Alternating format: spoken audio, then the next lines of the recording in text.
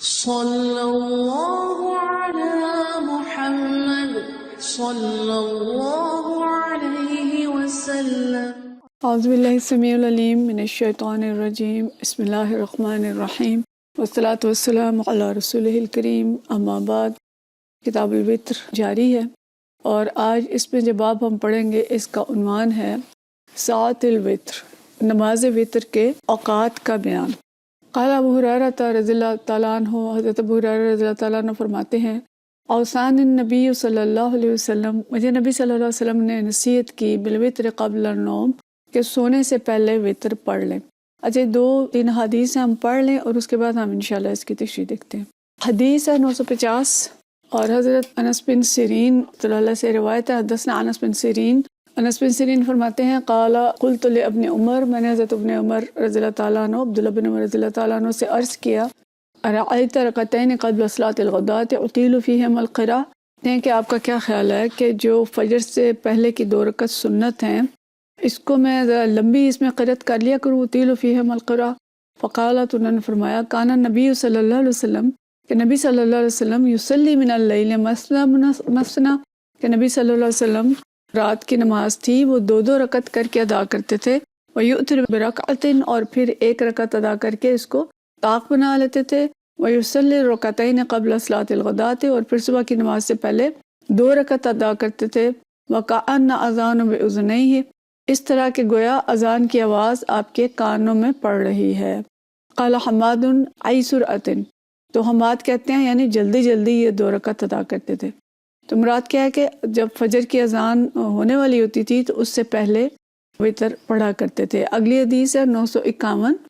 اور یہ حدیث حضرت عائشہ رضی اللہ تعالیٰ عنہ روایت کرتی ہیں، فرماتی ہیں، ان عائشہ قالت کل اللیل اوتر رسول اللہ صلی اللہ علیہ وسلم، کہ نبی صلی اللہ علیہ وسلم نے رات کے سب حصوں میں وتر پڑھے ہیں۔ وانتہا وترہ الی السحر، اور آخری زمانے میں آپ صلی اللہ علیہ وسلم کے وتر جو تھے اس صبح کے قریب تک پہنچ گئے تھے۔ تو یہ 2 حدیث ہم نے پڑھی۔ اس میں پہلی حدیث میں حضرت ابو ہریرہ رضی اللہ تعالیٰ عنہ یہ فرماتے ہیں کہ نبی صلی اللہ علیہ وسلم نے مجھے سونے سے قبل وتر پڑھنے کی ہدایت کی تھی، یعنی وہاں پہ وہ ہے۔ لیکن جو ہم نے اگلی 2 حدیث پڑھی، اس سے ہمیں پتہ چلتا ہے کہ نبی صلی اللہ علیہ وسلم آخر تک جب فجر کی اذان ہونے کا وقت ہوتا تھا تو اس سے پہلے وتر ادا فرماتے تھے۔ اور دونوں میں ہمیں یہ فرق نظر آتا ہے کہ حضرت ابو ہریرہ رضی اللہ تعالیٰ عنہ کو تو آپ صلی اللہ علیہ وسلم فرما رہے ہیں کہ جلدی پڑھ لیا کریں، رات کو سونے سے پہلے پڑھ لیں، اور خود جو ہے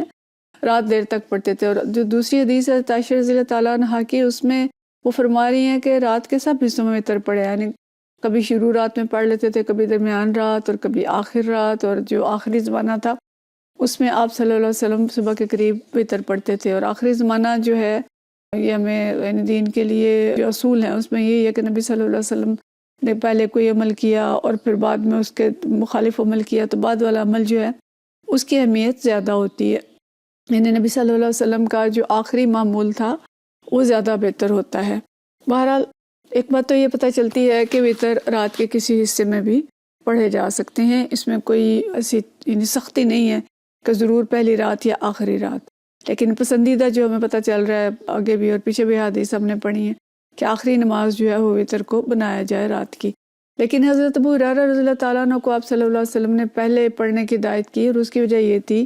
کہ حضرت ابو ہریرہ رضی اللہ تعالیٰ عنہ اصحاب صفہ میں سے تھے، اور رات کے کافی حصے تک وہ حدیث یاد کرتے تھے، اور آپ صلی اللہ علیہ وسلم کو خدشہ یہ تھا کہ اگر حضرت ابو ہریرہ سو جائیں گے تو پھر شاید رات کے آخری حصے میں ان کا اٹھنا جو ہے مشکل ہو جائے اور ان کی وتر کی نماز قضا ہو جائے، تو اس لیے بہتر یہ ہے کہ وہ رات کو پڑھ لیں۔ تو اس سے ہمیں اصول یہ پتہ چلتا ہے کہ اگر تو کسی شخص کو یہ یقین ہو کہ وہ صبح اٹھ جائے گا تہجد کے لیے تو وہ وتر چھوڑ دے، اور وتر جو ہیں وہ فجر سے پہلے آخری نماز اس کی وتر ہو۔ لیکن اگر کسی کو یہ یقین نہیں ہے اور وہ رات زیادہ دیر تک جاگ کے اس نے کوئی کام کرنا ہوتا ہے تو اس کے لیے بہتر یہی ہے کہ وہ وتر پڑھ کے سوئے۔ اس کے بعد اگلی حدیث، اگلا باب ہے ایقاظ النبی صلی اللہ علیہ وسلم اہلہ بالوتر، نبی صلی اللہ علیہ وسلم کی طرف سے اپنے گھر والوں کو وتروں کے لیے جگانے کا بیان۔ حدیث ہے 952، یہ حدیث ہم پہلے بھی پڑھ چکے ہیں، اس کا ایک حصہ یہاں پہ ہے۔